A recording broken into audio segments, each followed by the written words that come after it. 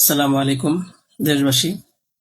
আজকে আপনাদের সামনে খুব গুরুত্বপূর্ণ এবং মর্মাহত একটি বিষয় নিয়ে কথা বলতে আসছি। আমি কথা বলতে পারতেছি না, অসুস্থ। তারপরেও যদি কিছু না বলি তাহলে আপনারা হয়তো আমাকে সন্দেহ করতে পারেন। তাই আমি আমার কিছু কথা আপনাদের সাথে শেয়ার করার প্রয়োজন মনে করলাম। বিষয়টা হচ্ছে যে আপনারা দেখতে পাচ্ছেন যে সামাজিক যোগাযোগ মাধ্যমে আমাকে নিয়ে একটা বিষয় ভাইরাল হয়েছে। বিভিন্ন পত্র-পত্রিকায় সেগুলো হয়তো প্রচার হচ্ছে। তো আমি আপনাদের বলবো যে এই বিষয়টার সাথে, যে বিষয়টা মেঘলা নামক একটা মেয়ে এবং আমার ছবি দিয়ে যে একটা অপপ্রচার করা হচ্ছে, অপবাদ রটানো হচ্ছে, এটার সাথে আমি কোনোভাবেই সম্পৃক্ত না। আমি এটার বিষয়ে কিছুই জানি না।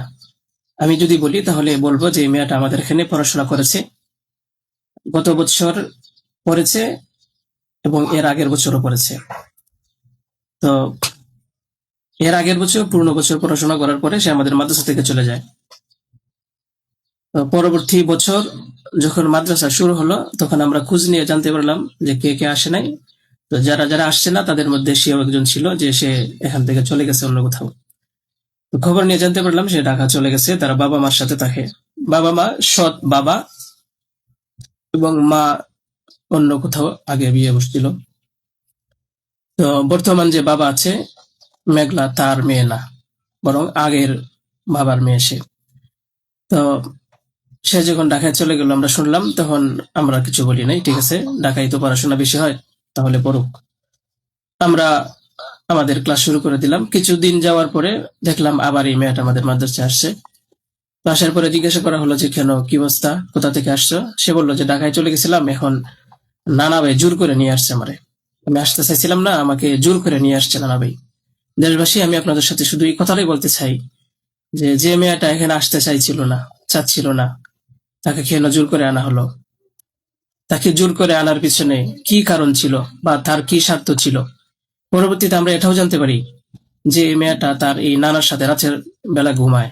সে নিজেই বলছে। কেন বলছে? যখন আমরা জিজ্ঞাসা করলাম যে তুমি হিজাব পরো না, অন্য মেয়েরা হিজাব পরে, তুমি বুরকা পরো না, অন্য মেয়েরা বুরকা পরে, কারণ তার চলাফেরা সম্পূর্ণ আলাদা ছিল। আপনারা চাইলে গ্রামে গিয়ে মাদ্রাসার ছাত্রছাত্রী যারা আছে তাদের সাথে কথা বলে দেখতে পারেন যে সে সম্পূর্ণ আলাদা ছিল। তার কোনো কিছুই আমাদের কমনের ভিতরে ছিল না, আমরা তাকে কন্ট্রোল করতে পারতেছিলাম না। তো সে এইভাবে কিছুদিন থাকার পরে আমরা ভাবলাম যে হয়তো তাকে আমরা রাখতে পারবো না, কারণ আমরা তাকে কন্ট্রোল করতে পারছি না। হয়তো মেয়েটা অন্য কোথাও গিয়ে যদি কন্ট্রোলে থাকতে পারে, পড়াশোনা করে, তাহলে এটা তার জন্য ভালো। তাই আমরা তার গার্জেনের কাছে বললাম, তার মাকে আমরা বুঝাইয়া বললাম। আমাদের উদ্দেশ্য এটাই ছিল যে তার মা যেন তাকে বুঝিয়ে বলে যায় যে হুজুরের কথা মেনে চলবা, মাদ্রাসার নিয়ম কানুন মেনে চলবা, এই কথাগুলো উনি বুঝিয়ে যাবেন। কিন্তু উনি কি করছেন যে ওনার মেয়েকে উনি বলছে যে না, আমি এখানে রাখবো না, নিয়ে চলে যাব। তো আমাদের এখান থেকে প্রায় 5-6 মাস আগে আমাদের মাদ্রাসা থেকে নিয়ে চলে গেছে। হয়তো পরবর্তীতে খবর নিয়ে জানতে পারলাম সিলেটে যেখানে উনি থাকে সেখানে নিয়ে গেছে। তো নিয়ে যাওয়ার পরে আহ এখন কিছুদিন আগে আবার আসছে, এসে বলতেছে যে এই দুর্ঘটনা, যে খুব বড় সমস্যা।